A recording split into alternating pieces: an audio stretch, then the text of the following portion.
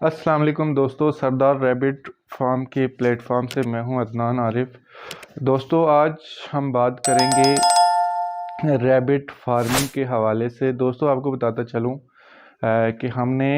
तकरीबन 5 साल पहले जो है वो रैबिट फार्मिंग शुरू की। तो हमने जो है बहुत सारे कंट्रीज़ में लाइक इंडोनेशिया, रशिया या उसके अलावा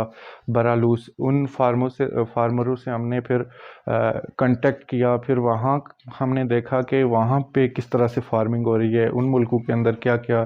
जो है वो चीज़ें यूज़ हो रही हैं। तो वो फिर मैंने उनसे वो चीज़ें जो हैं वो कोलेक्ट की, उनसे वो चीज़ सीखी और फिर वो मैंने अपने जो है फार्म पे इम्प्लीमेंटेशन की। फिर मैंने कुछ दोस्तों को बताई वही चीज़ें। तो उन्होंने ये कहा कि क्यों आप ऐसा करें कि आप जो है तो अपना एक जो है यूट्यूब चैनल बनाएं और ये जो सारी चीज़ें आप उन पे शेयर करें। तो दोस्तों, फिर हमने ये डिसीजन लिया कि क्यों ना हमने जो 3 4 या 5 साल में उनसे जो चीज़ें सीखी हैं, वहाँ पे जो फार्मिंग हो रही है, किस मेथड से हो रही है, तो वो हम जो है यहाँ पे लोगों तक वो चीज़ें पहुँचाएं। तो दोस्तों, आपको बताता चलूँ कि रैबिट फार्मिंग पाकिस्तान में दूसरा जो है लाइफ स्टॉक के अंदर करने वाला बिज़नेस है। और इंशाल्लाह उम्मीद है कि जिस तरह से लोग इस बिज़नेस की तरफ आ रहे हैं, तो इंशाल्लाह 5 6 7 साल में ये जो हमारा ये फार्मिंग है, पोल्ट्री फार्मिंग है या ये ब्रायलर की जो फार्मिंग है, इंशाल्लाह से इसको भी इसने क्रॉस कर जाना है। लेकिन दोस्तों, कुछ जो हैं थोड़े से मसाइल इसमें हमारे पास डेवलप हो रहे हैं कि जो एक न्यू फार्मर इस फील्ड के अंदर आता है तो उसको कुछ सही तरह से कोई गाइड करने वाला नहीं होता, जिसकी वजह से वो कुछ अरसा जो है वो फार्मिंग करता है, करने के बाद या वो छोड़ जाता है या फिर वो इस फार्मिंग से जो है वो सही तरह से वो फ़ायदा उठा नहीं सकता।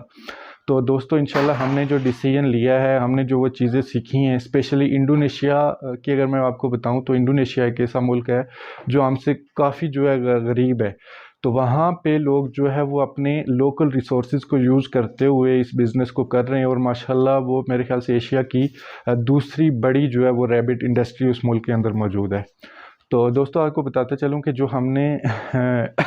आगे इस चैनल के ऊपर जो चीज़ें आपको बतानी है, उसमें हमने ये कोशिश की है कि सस्ते से सस्ते जो रिसोर्सेज हैं उनको यूज़ किया जाए। जिस तरह से हमारे पास सस्ते केजीज़ हैं, उसके अलावा जिस तरह हमारे पास सस्ती जो मेडिसिन्स हैं, जिस तरह से अगर बहुत सारे लोग ऐसा भी करते हैं कि जो मेडिसिन्स हैं वो एलोपैथिक या वेटनरी की मेडिसिन्स यूज़ करते हैं, लेकिन उससे ये होता है कि वक्ती तौर पे तो आपका रैबिट जो है ठीक हो जाता है, लेकिन उससे ये होता है कि आपकी जो रैबिट है उसका इम्यून सिस्टम इतना वीक हो जाता है कि नेक्स्ट कोई भी अगर डिजीज़ आती है तो वो रैबिट जो है वो एक्सपायर हो जाता है।